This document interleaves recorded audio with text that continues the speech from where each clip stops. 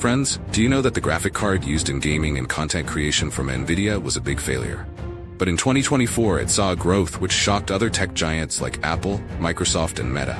Valuation of Nvidia increased from $1 trillion USD to $2 trillion USD in just 180 days, and from 2 to 3 trillion it took only 96 days, which is the highest growth recorded yet. Apple took 1,044 days, while Microsoft took 945 for the same.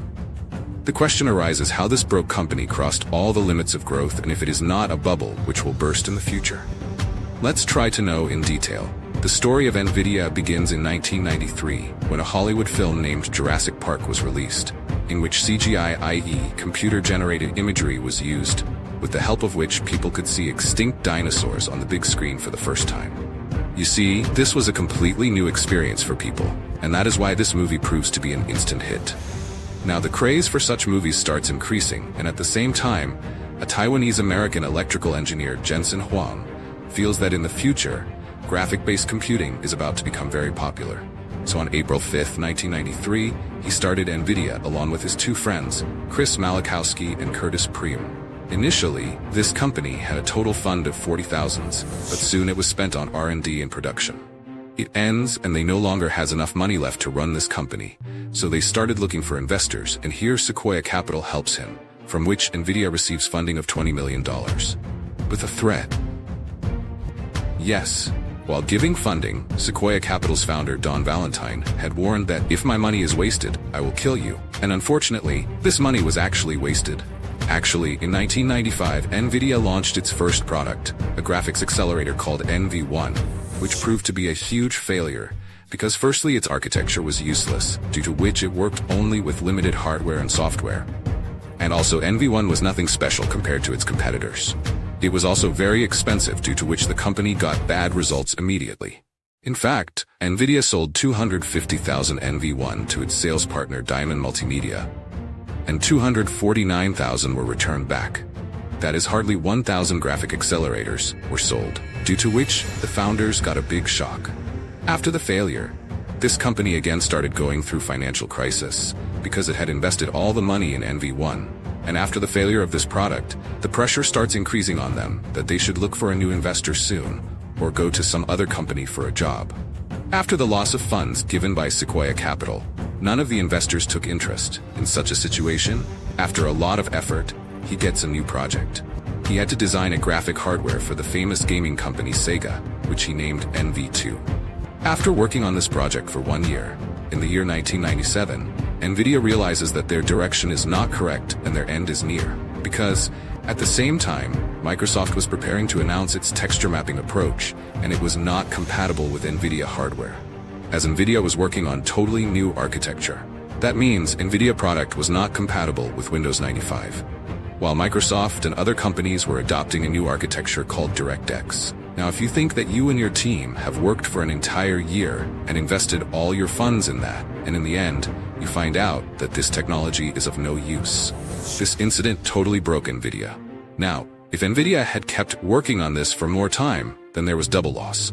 Hence the CEO of Nvidia, Jensen Huang, took a big decision and halted the Sega project, and called the CEO of Sega and informed him that he will not be able to make their graphic hardware, and they should look for another partner for this work.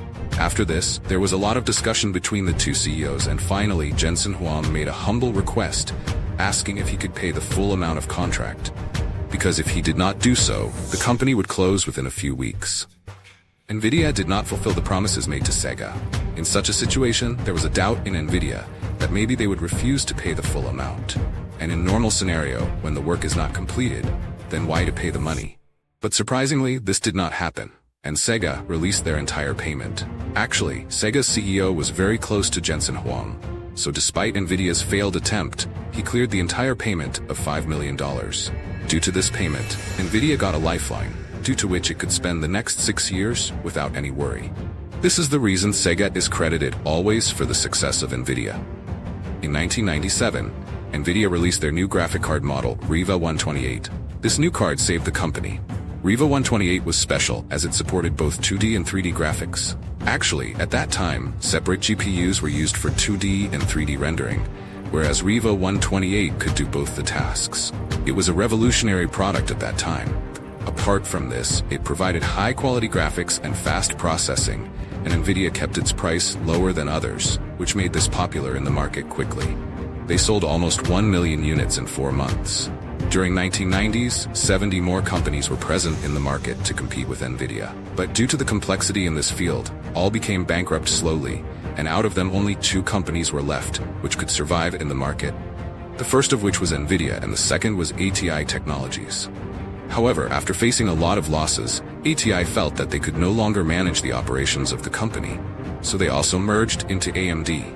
In such a situation, only Nvidia was left, who was continuously moving ahead, facing ups and downs. Within a few years, Nvidia had achieved a lot of growth, but later they realized that, due to selling on lower amount, its profit margin was getting very less, because the manufacturing cost in the US was very high. In such a situation, Nvidia thought, why not give our design and get the manufacturing done by some outside company? And with this vision, they partnered with Taiwan Semiconductor Manufacturing Company, i.e., TSMC, and from then till today, Nvidia heavily relies on TSMC. This is the reason, when the dot-com bubble was busted, many tech companies closed down, while Nvidia was preparing for its next revolutionary product. Dot-com bubble burst was a huge financial crisis that happened between late 90s and early 2000. During that time, the use of internet was increasing in America. In such a situation, investors were feeling that the coming time is going to be of internet. And due to this, they were investing in every company which has a dot-com behind it, whether that company has a sustainable business model or not. People were blindly investing money in it, due to which the valuation of every internet company started skyrocketing. But when the market correction happened, that is, when the investors realized that the company in which they had invested money was of no use, they started selling their stocks, due to which the stocks of overvalued tech companies crashed overnight, and this bubble got busted. Nasdaq Stock Exchange score had fallen to 78, and many tech companies had gone bankrupt. But none of these affected Nvidia, because their finance was strong, and manufacturing was being done in Taiwan. In 1999, Nvidia launches one more successful product named GeForce 256. This was the first card which was named GPU. This could independently handle the complex tasks, which would enhance the gaming experience. In the year 2000, when Microsoft was preparing for its first Xbox, they'd given the contract to Nvidia for the GPU. The next year, in 2001, Nvidia for the first time generated the revenue of $1 billion. The same year, they started supplying GPU to Apple for their personal computer, Power Mac G4. In early 2000s, Nvidia gained popularity and takes a step forward because now it starts working closely with game developers as well to make their games optimized for Nvidia hardware. This practice is way too common nowadays, and many devices and games have level of powered by Nvidia. Now they started increasing their device lineup and launched GeForce FX 5800 on 6th of March 2003, but unfortunately it proved to be a big failure, and the company also had to face a lot of criticism. Actually, FX 5800's power consumption was very high, due to which heat started getting generated rapidly. To manage this excess heat, a cooling fan was also installed in it. But the problem was that it made so much noise that people named it Dustbuster. Because when the performance of this and ATI's Radeon 970 Pro was compared, then FX 5800's performance was much less than the expectation. Due to this, it became a joke among the games and tech enthusiasts, and the company's market reputation got spoiled a lot. Now there was a need to save this reputation. There was a desire to launch something that would change the sentiments of people. So in the year 2004, Nvidia started working on its project, which was CUDA, i.e., Compute Unified Device Architecture. Actually, it is a programming model which took 2 years of hard work and was launched in the year 2006. And as soon as it was launched, it completely changed the working method of GPU. To know how, we have to understand the processing of CPU and GPU.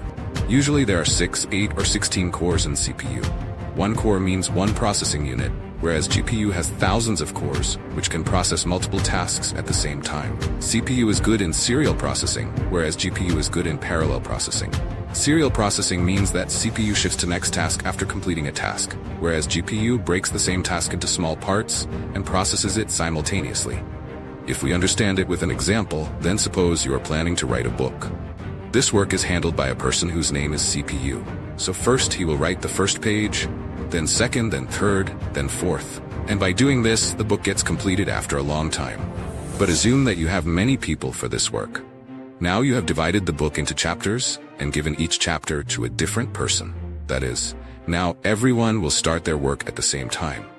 Due to this, the entire book will be completed in a very short time. And GPU processes the work in the same way. In such a situation, then CPU is useless. But friends, it is not so, because there are some tasks which take a lot of time to run parallel, and at such times only CPU proves to be effective. But in such situations, CUDA comes in handy, which allows you to switch any task between CPU and GPU.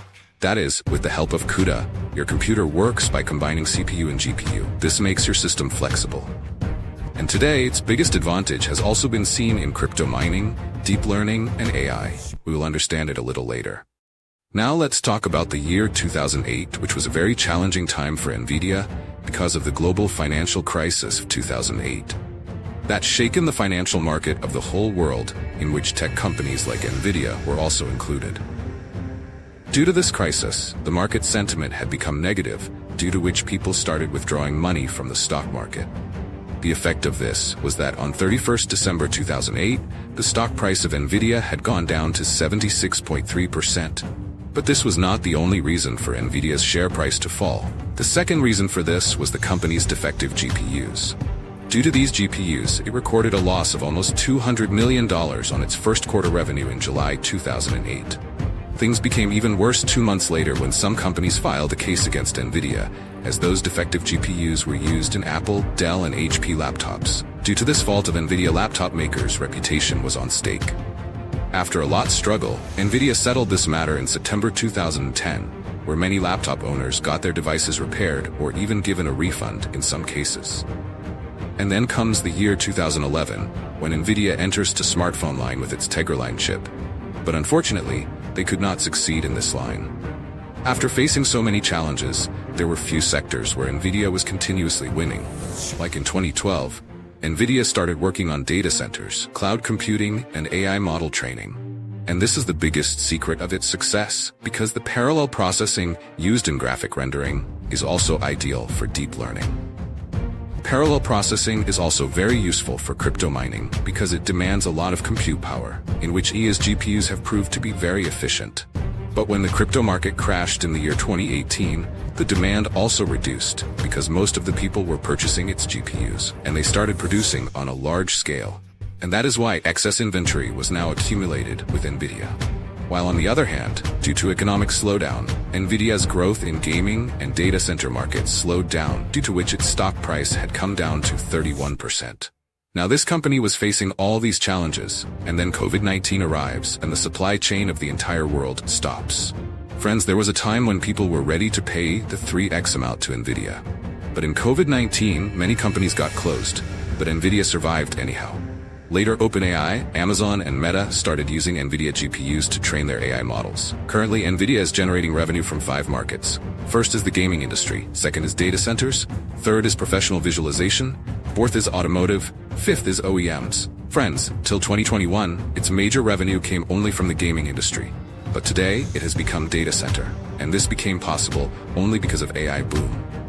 When ChatGPT was made public in December 2022, then people came to know what AI can do. The interesting thing is that ChatGPT also used Nvidia GPUs. This is the reason that Nvidia valuation grown from 1 trillion to 2 trillion within 180 days. And after this, within just 96 days, it created history by reaching a valuation of 2 to 3 trillion. Today, Nvidia has captured the market share of 80%. Analysts believe that Nvidia is the first company that can reach a valuation of $5 trillion. Do you know why Intel, once ruling the chip market, is not even in top 10? Comment for a video on that. This is all for today. Take care.